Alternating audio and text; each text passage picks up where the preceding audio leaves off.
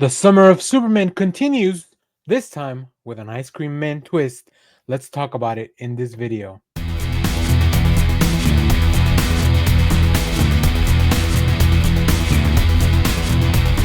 Hello everyone, Dan here from the Next Issue Podcast. On today's video, we'll be doing a review for Superman, the Kryptonite Spectrum. This is a new miniseries from DC Comics from the Black Label. From the acclaimed team behind Ice Cream Man, we have writer W. Maxwell Prince, with art by Martin Morasso, colors by Chris O'Halloran, letters by Good Old Neon.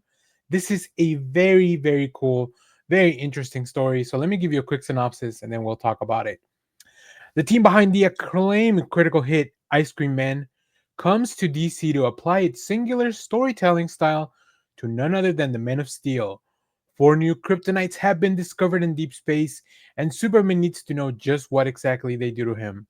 Lest the colorful rocks of his home planet fall into evil hands, with Batman and Superman sides, this DC Black Label Superman event explores the consequences of each never before seen variety of kryptonite, all in the formal and boundary pushing fashion that only W. Maxwell Prince, Martin Morasso, and Chris O'Halloran are celebrated for.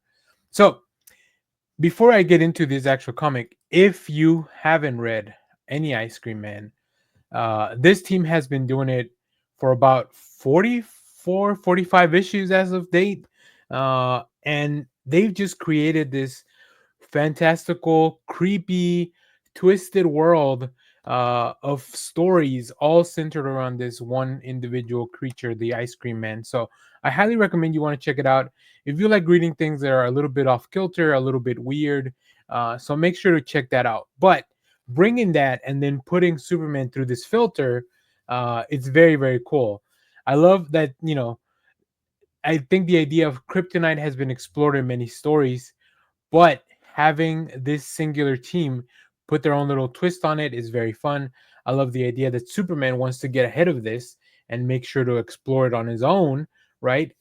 With help from his probably best friend and world's greatest detective, Batman. Because who else could you find for this? It is really interesting to see Martin Morasso's singular style in the pages of Superman. He has a very distinct look for his characters, for his eyes, but he's able to create a lot of really cool things and just really explore and push the boundaries of the visual arts. On top of all this, we have, of course, Superman is not the only one who's found out about this. What is Lex Luthor or maybe some other Superman villains? How will they take the news? How will they explore this? It's really a fun time. I can't wait to see this. This is just a mini series, so I would recommend pick up the first issue and check out if this is for you. I can definitely understand if some of this, either the storytelling, the art, or maybe just the whole combination of this, is not the Superman that you're used to. But I'd really recommend giving it a shot. I have a lot of fun with it. My friends over at IRCB have a really good time reading and exploring and talking about the Ice Cream Man series. So that's a lot of fun. This is just a very stellar effort by DC to this is a very stellar effort by DC to explore and expand and just really push the boundaries of what you can do with a character like Superman. This is very cool. I hope it's very successful because I would love to see them bring in other teams from some weird books out there, and maybe apply them through the filter of some of these DC characters. I think that'd be a really fun exploration of what you can really do. I think DC characters, one of their biggest strengths is how flexible, how malleable, how they can just really go into all these different directions. Superman being really the epitome of one. It has been a great summer of Superman. If you haven't caught the movie in theaters, it will be coming very soon to digital, so you can check it out at home. We'll be talking maybe more about that. I can't wait to rewatch it. I've seen it already a few times, and I can't wait to reread this. This is going to be so much fun as we explore these different types of kryptonite. The effects have been pretty insane. I don't want to get too deep into what they actually do from what we've seen in the first issue because I don't want to spoil anything. I think half the fun of this is discovering and just going down the rabbit hole on your own. But highly recommend you check this out. Make sure to pick this up. There's some really cool covers. We talked about it a little bit on our Sunday live show, But of course, we have a cover by Martin Morazzo, Tula Lote, which is a cover that I'm really looking forward to picking up. We also have a really creepy cover by Juan Ferreira and Wes Craig, who also delivers just an uncanny look at the Men of Steel. And the Alex Ekman cover, my goodness, it is something that I've never seen. I can't even visually explain what it looks like, but I'll be putting pictures in all these if you're watching the video. So, if you have picked up Superman the Kryptonite Spectrum, let me know what you thought about it down in the comments. And of course, stay tuned. We'll be talking probably more about this on our comic book show. Very excited to explore this. I'm sure I'll do a full review, whether maybe not the individual issues, but the series as a whole when it's done. I think it'll be better that way for me to kind of dive deep into the lore of the Ice Cream Man. So, as always, thank you for watching, everyone. Remember to share, like, subscribe, hit the bell so you know when we go live. That is most Saturdays, 10 a.m. Central Standard Time. And stay tuned. We have more comic reviews, trailer reactions, TV recaps, all that fun stuff here in the channel. Thanks for watching, everyone. Bye-bye.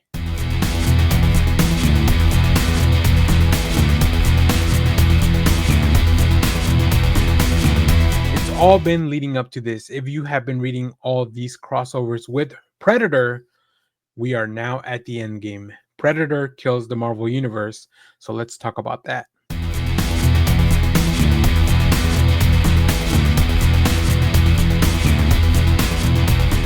Hello everyone, Dan here from the Next Issue Podcast. On today's video, I'll be doing a review for Predator Kills the Marvel Universe #1.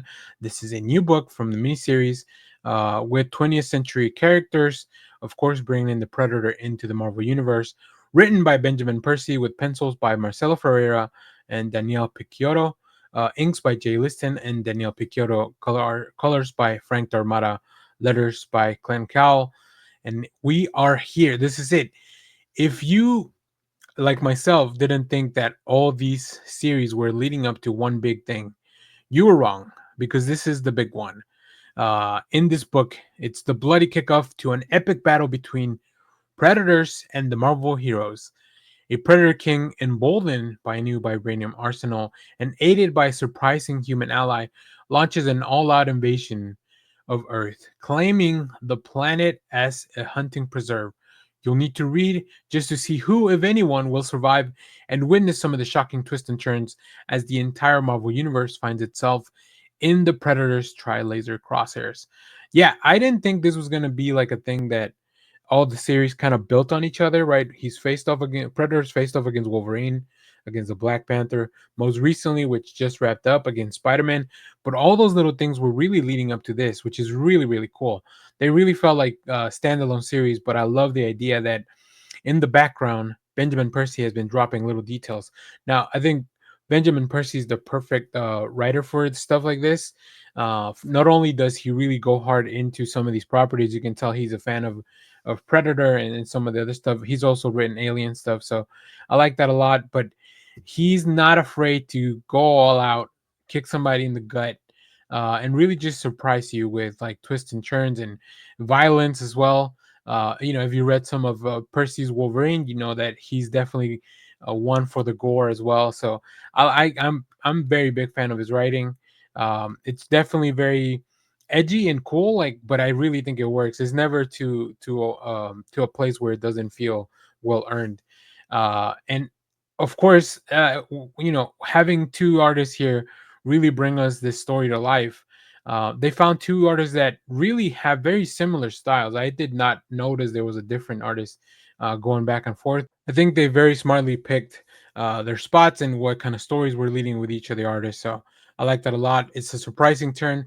When you get to the page where you see who this surprising human ally is, everything will make sense. When if you have read the other ones, but also just without any of that context, it still also makes sense. So I like the fact that the Predators are looking for the most dangerous game, and it turns out that Earth being one place where there's so many metahumans, so many different people with powers and beings with that are just larger than the Earth itself as a Marvel universe. I like that it's all coming here, and I can't wait to see, because this kicks off with a bang. No one, you really feel like no one is safe in this place, and when you get a look at the list of characters that the Predators might be hunting, I think you'll see some very exciting stuff. So I really enjoy this. I hope you do as well. We're gonna keep following this series. I'll come back and talk about it uh, when it's wrapped up. But I wanted to do a review for issue number one to kind of bring you into the series. So if you have read this, let me know what you thought about it down in the comments. As always, thank you for watching, everyone. Remember to share, like, subscribe, hit the bell so you know when we go live. That is most Saturdays, 10 a.m. Central Standard Time.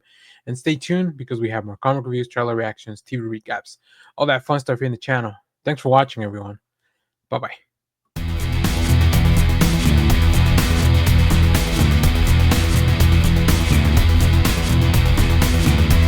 What does the Red Skull want from Mephisto, and will he get it?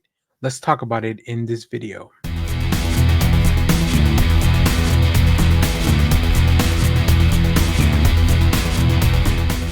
Hello everyone, Daniel here from the Next Issue Podcast. On today's video, we'll be doing a review for Bring on the Bad Guys Red Skull number 1. This is a new book in the one-shot series of Bring on the Bad Guys, all leading up to the big reveal at the end with Mephisto.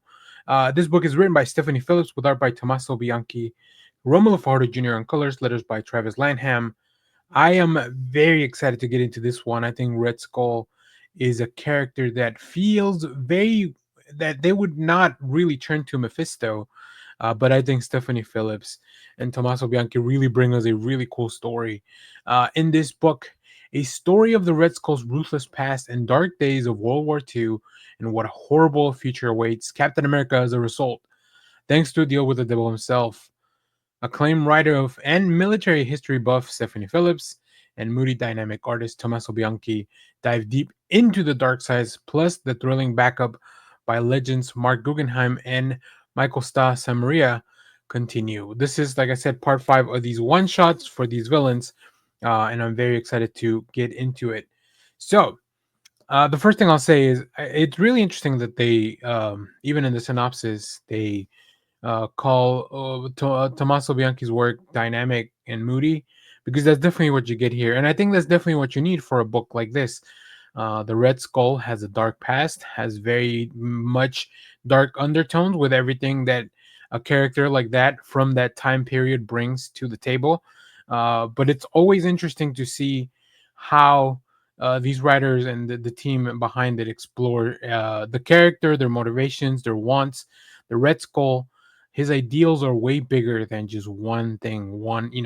His ideals go bigger than even anybody that he's working with. He always has a bigger plan, a darker plan, and at the end of it, really is getting his revenge, getting the best of Captain America. Now, interacting with Mephisto is always very interesting. In the previous issue, we saw that Loki, both of them are very cunning as to their approach and to how to work out a deal. In this one, we see that maybe the Red Skull has bitten off more than he can chew when it comes to completing his assignment, we'll call it, when he has to take out one of his colleagues. Now, we don't know why Mephisto's collecting these specific souls, but this feels to me like it's not only it's weaving a larger narrative across for the Marvel universe. I think there's going to be a Mephisto event, maybe something colliding with Doom, because Doom is very much a part of the story. And then, of course, Sister Sorrow, how everything plays together. I will definitely recommend, once you check all these out, you go back and read the backup stories on their own to really fold that narrative in, at least leading up to the Mephisto issue. So we have Dormammu coming up next, and then Mephisto. But this is another one of these great one shots. I'm really a big fan of Stephanie Phillips. Whether it's the Phoenix series, Spider-Man, Ghost Spider. She has an upcoming book from Distillery called Endeavor, in which we might have a video for on the channel. And of course, just all the stuff like Grimm, like create her own work. She's great. I think she has such versatility when it comes to writing these characters. So really enjoy picking up all her books, and then including now adding a really cool artist. I don't recognize the name Tommaso Bianchi, but hopefully I'm pronouncing that right. But it's really exciting to find new artists. I really like his style. It's very loose, very dynamic. It feels like you can really dive into a lot of these characters. There's a lot of character close-ups in the layout of the pages, where you really just getting at the facial expressions are very intense. but the action sequences are also very cool. So I like that. I like that a lot. So yeah, highly recommend you check this out if you haven't picked it up.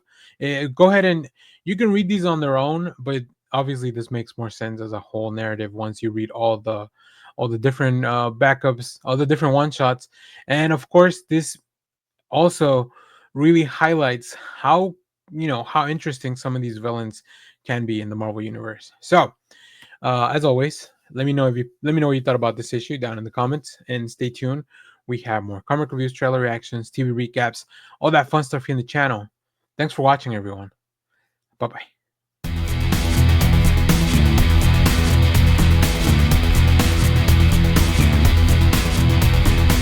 The gripping dystopian comic Kill Train is finally available in trade paperback. Let's talk about that.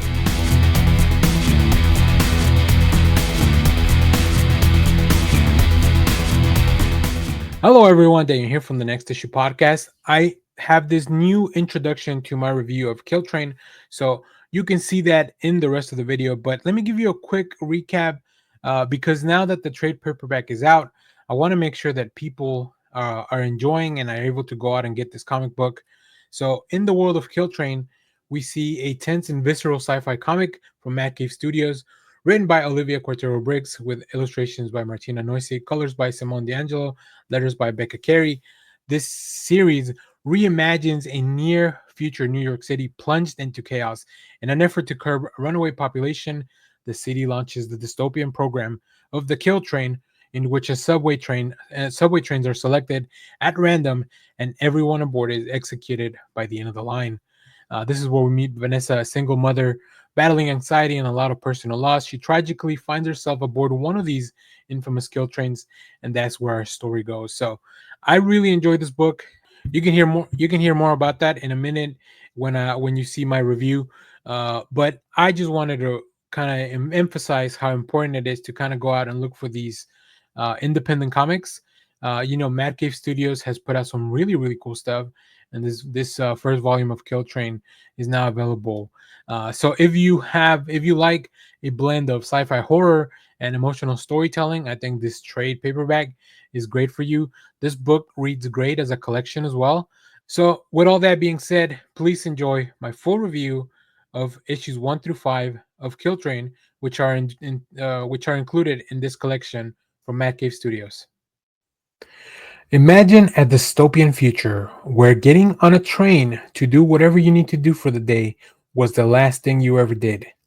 Let's talk about Kill Train from Mad Cave Studios. Guys, on today's video, we're going to be doing a review for Kill Train issues 1 through 5.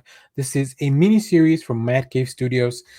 Kill Train, as I mentioned, is a dystopian action horror comic series. It came out in January of this year, published by Mad Cave Studios. The series is written by Olivia Cortero Briggs, with art by Martina Nielsi, colors by Simone D'Angelo, letters by Becca Carey.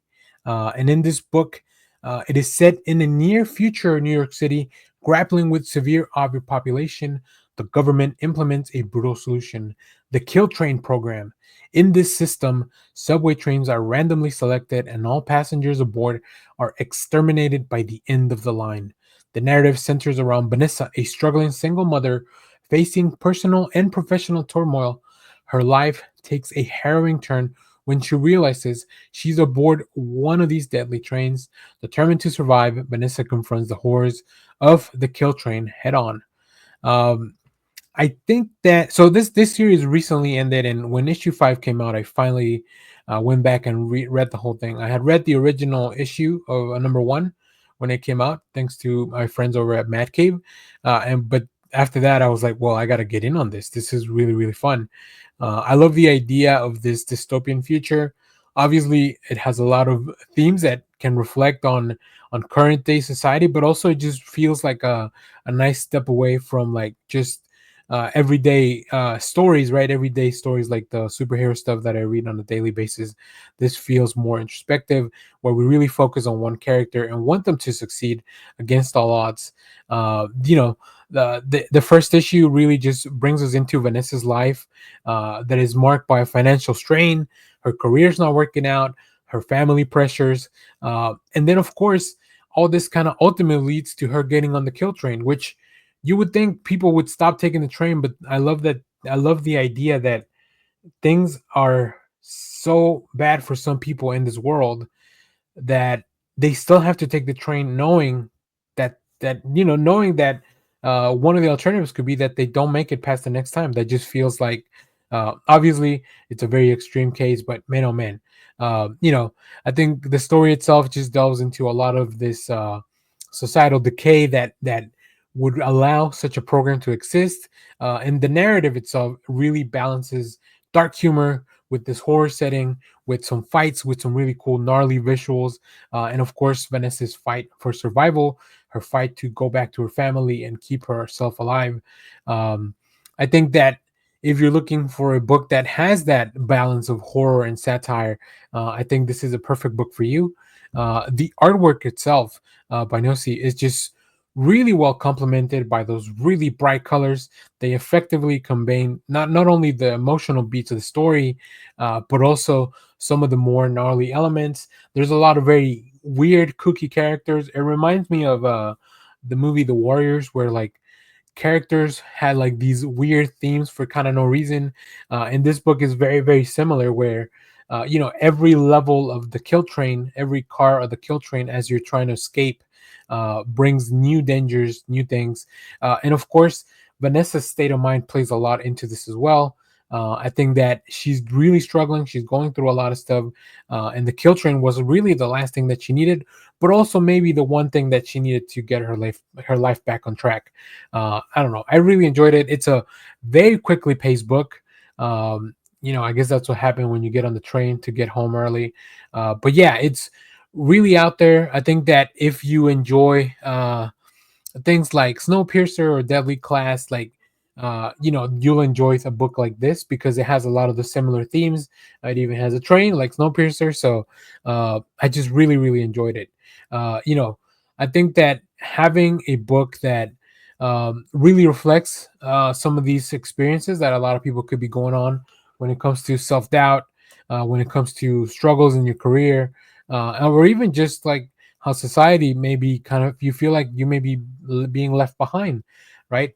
And of course, the illustrations that just really bring a lot of focus to the character expressions, to their evolving atmosphere. Every time they take a step forward, the world completely changes. And I think the story, it can get to a dark place, but also there's moments of light, there's moments of clarity, and there's moments of hope that kind of seep through there. So yeah, it's a very well told story. I think it's a lot of fun.